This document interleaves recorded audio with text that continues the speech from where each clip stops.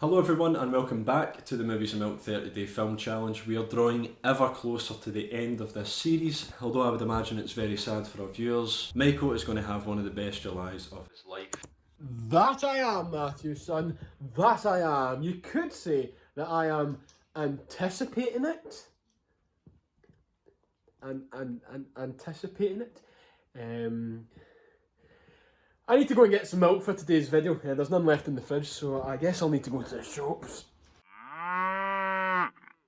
In today's video, myself and Michael will be discussing our most anticipated films. Now, the rules that do apply to this video is that it can be any film that was meant to be released before the coronavirus came about, or alternatively it could be films that are to be released towards the latter half of the year, or films that are set to be released in 2021 or 2022. And although there are so many films that I am looking forward to in the next couple of months / year, there is one film that is just of the utmost importance to me, and that is Matt Reeves' The Batman, set for release in 2021. So I know virtually nothing about this film, and I don't really have to. Batman for me is arguably my favourite fictitious character of all time. I love the man, he's some man, he's some Batman. Any interpretation that the character of Bruce Wayne and Batman is given, I'm going to be the first one there at midnight to see the film. Although in the last couple of years we haven't had the best interpretations of Batman, although I do find Ben Affleck a very convincing Batman, and at least in my mind and opinion he is the best looking Batman, and he wears what I consider to be the best version of the Batman costume to date. The films have been, for a lack of a better word, lacklustre.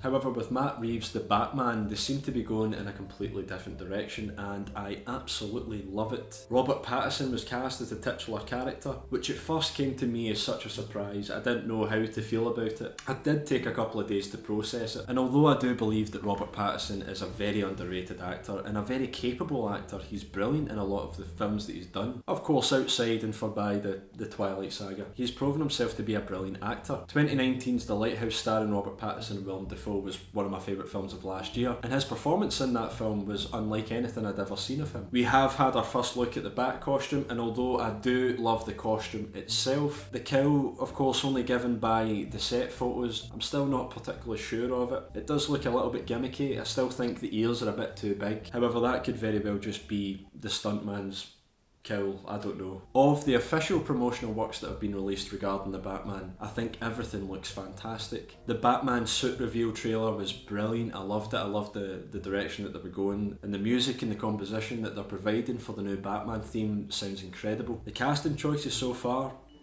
very intriguing. You've got Colin Farrell as the Penguin, Paul Dano as the Riddler, Zoe Kravitz as Catwoman, Jeffrey Wright as Commissioner Gordon. It's very, very interesting. You know, that's really enough said. There's nothing much more to go on. There haven't been as much updates recently given the coronavirus pandemic, other than they are set to introduce a brand new Joker to the franchise at one point, which I cannot wait for. And it better be Willem Dafoe or Mads Mikkelsen. So yes, as of right now, it's all really just a waiting game. I'm looking forward to more promotional works, and of course, as I say, you know, whoever's writing or directing a Batman film, I'm definitely wanting to see that interpretation. So yes, anyway, I'm going to pass you back into the very capable hands of Mr. Michael McGorry. Please take it away.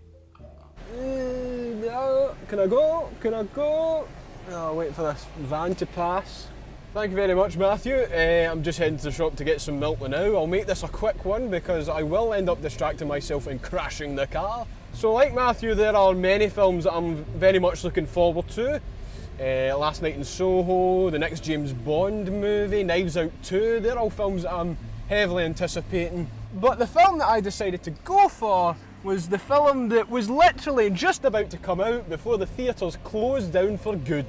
As far as I'm aware, this film doesn't have another release date planned, so God knows when it's going to come out.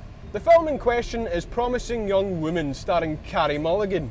Now, just like when I saw the Filth trailer back in 2013, the moment I saw the trailer for this film, I was buzzing out my tits. From what I can gather from the trailer, it's about a woman played by Carey Mulligan who is getting revenge on the men that have done her wrong in the past through means of sexual assault and rape. I thought we had a connection. Okay. How old am I? What are my hobbies? What's my name? Sorry, maybe that one's too hard. The film looked slick, it looked tense, it looked darkly comical. And who doesn't like a good little revenge thriller? Fucking cyclist coming up ahead. cars coming ahead. Right, I can overtake. There we are. Past the cyclist. Job well done. And yep, like I said, this film was set for release 2 minutes before the cinemas closed down. I guess the best thing that we can do is wait. Get back in your house! I know lockdown has been eased, but we're still in it! Thank you very much for watching, ladies and gents. I can guarantee that I will have milk at my disposal in the next video. If you enjoyed this video, please be sure to leave a like, subscribe to the channel, and tell us in the comment section down below what is your most anticipated film. It could be a 2020 release, which I doubt will happen. It could be a 2021 release, a 2022 release. Anything, so long as it's a film that has been announced, slap it down in the comments. Until next time, stay safe, don't do anything stupid like I'm doing currently. This is the first time I've ever recorded whilst driving the car and I'm terrified. And we will see you again tomorrow, assuming that I live to make it home.